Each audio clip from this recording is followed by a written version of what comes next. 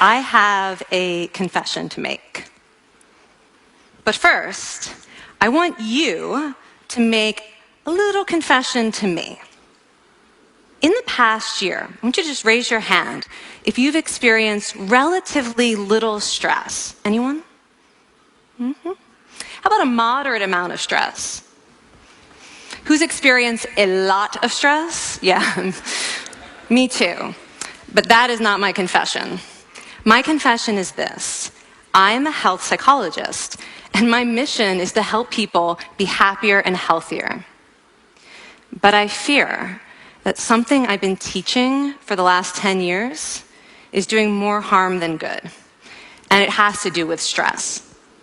For years, I've been telling people stress makes you sick. It increases the risk of everything from the common cold to cardiovascular disease. Basically, I've turned stress into the enemy. But I've changed my mind about stress, and today, I want to change yours. Let me start with the study that made me rethink my whole approach to stress. This study tracked 30,000 adults in the United States for 8 years, and they started by asking people, how much stress have you experienced in the last year? They also asked, do you believe that stress is harmful for your health? And then they used public death records to find out who died. Okay. Some bad news first. People who experienced a lot of stress in the previous year had a 43% increased risk of dying. But that was only true for the people who also believed that stress is harmful for your health. People who experienced a lot of stress but did not view stress as harmful were no more likely to die. In fact, they had the lowest risk of dying of anyone in the study, including people who had relatively little stress. Now, the researchers estimated that over the 8 years they were tracking deaths, 182,000 Americans died prematurely, not from stress, but from the belief that stress is bad for you. That is over 20,000 deaths a year. Now, if that estimate is correct, that would make believing stress is bad for you the 15th largest cause of death in the United States last year, killing more people than skin cancer, HIV, AIDS, and homicide. You can see why this study freaked me out. Here I've been spending so much energy telling people stress is bad for your health. So this study got me wondering, can changing how you think about stress make you healthier? And here the science says yes. When you change your mind about stress, you can change your body's response to stress. Now, to explain how this works, I want you all to pretend that you are participants in a study designed to stress you out. It's called the social stress test. You come into the laboratory and you're told you have to give a 5-minute impromptu speech on your personal weaknesses to a panel of expert evaluators sitting right in front of you. And to make sure you feel the pressure, there are bright lights and a camera in your face, kind of like this. And the evaluators have been trained to give you discouraging nonverbal feedback, like this.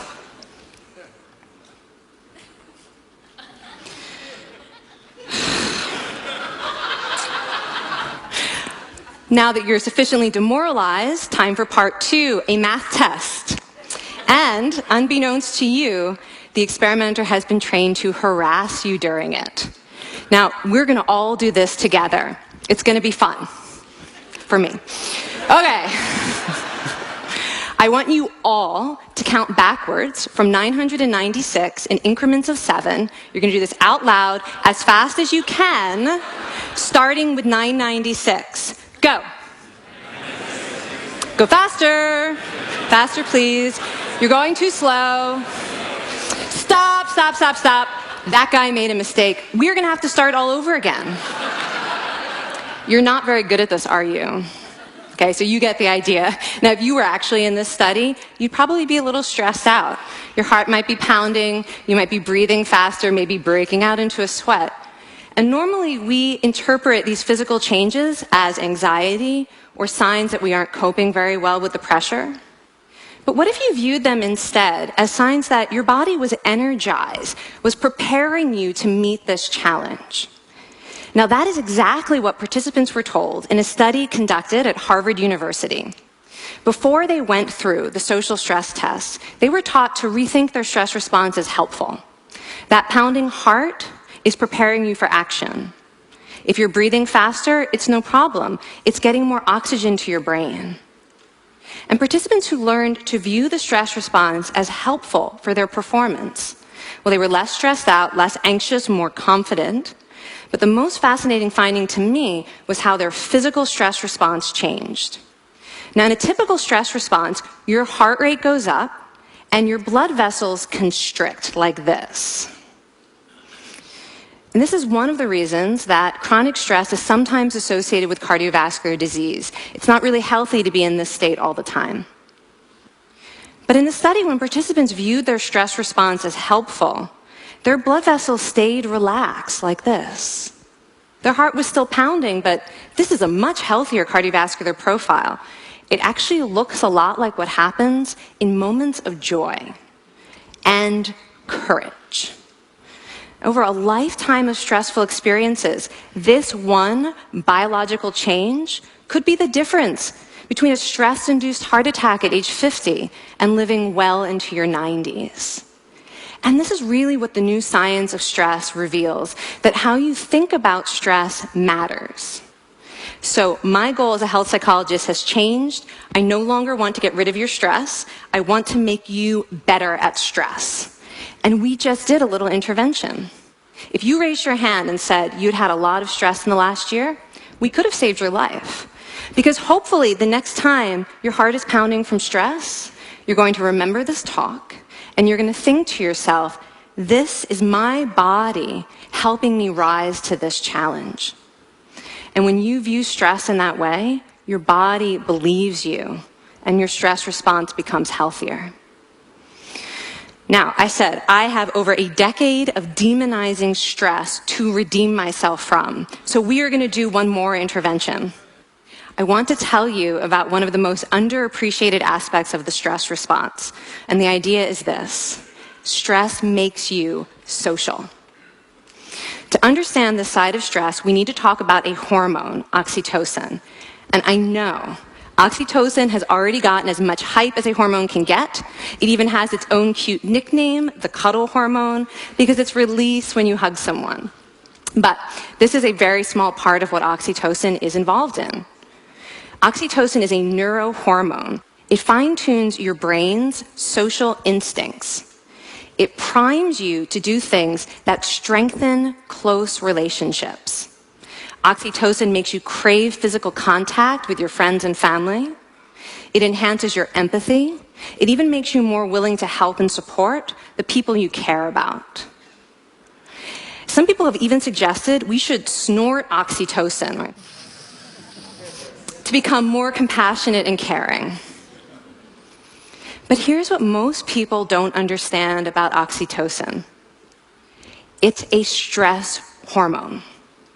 Your pituitary gland pumps this stuff out as part of the stress response. It's as much a part of your stress response as the adrenaline that makes your heart pound. And when oxytocin is released in the stress response, it is motivating you to seek support. Your biological stress response is nudging you to tell someone how you feel instead of bottling it up. Your stress response wants to make sure you notice when someone else in your life is struggling so that you can support each other. When life is difficult, your stress response wants you to be surrounded by people who care about you. Okay, so how is knowing this side of stress going to make you healthier? Well, oxytocin doesn't only act on your brain, it also acts on your body. And one of its main roles in your body is to protect your cardiovascular system from the effects of stress. It's a natural anti-inflammatory. It also helps your blood vessels stay relaxed during stress. But my favorite effect on the body is actually on the heart. Your heart has receptors for this hormone. And oxytocin helps heart cells regenerate and heal from any stress-induced damage. This stress hormone strengthens your heart. And the cool thing is that all of these physical benefits of oxytocin are enhanced by social contact and social support. So when you reach out to others under stress, either to seek support or to help someone else, you release more of this hormone, your stress response becomes healthier, and you actually recover faster from stress. I find this amazing that your stress response has a built-in mechanism for stress resilience. And that mechanism is human connection. I want to finish by telling you about one more study. And listen up, because this study could also save a life. This study tracked about 1,000 adults in the United States, and they ranged in age from 34 to 93. And they started the study by asking, how much stress have you experienced in the last year?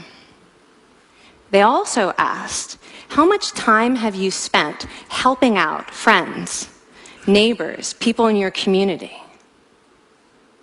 And then they used public records for the next 5 years to find out who died. Okay, so the bad news first. For every major stressful life experience, like financial difficulties or family crisis, that increased the risk of dying by 30%. But, and I hope you are expecting a but by now, but that wasn't true for everyone. People who spent time caring for others showed absolutely no stress-related increase in dying, 0. Caring created resilience. And so we see once again that the harmful effects of stress on your health are not inevitable. How you think and how you act can transform your experience of stress. When you choose to view your stress response as helpful, you create the biology of courage. And when you choose to connect with others under stress, you can create resilience.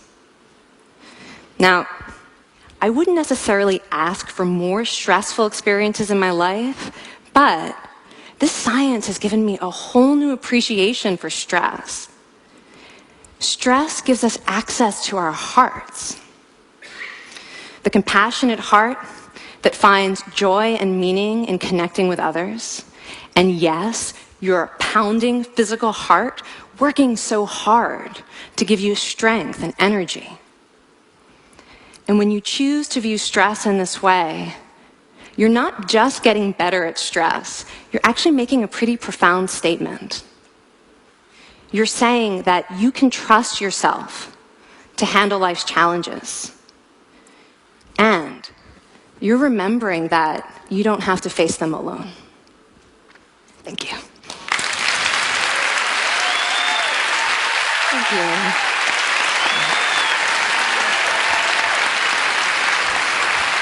I mean, this is kind of amazing what you're telling us. It seems amazing to me that a belief about stress can make so much difference to someone's life expectancy.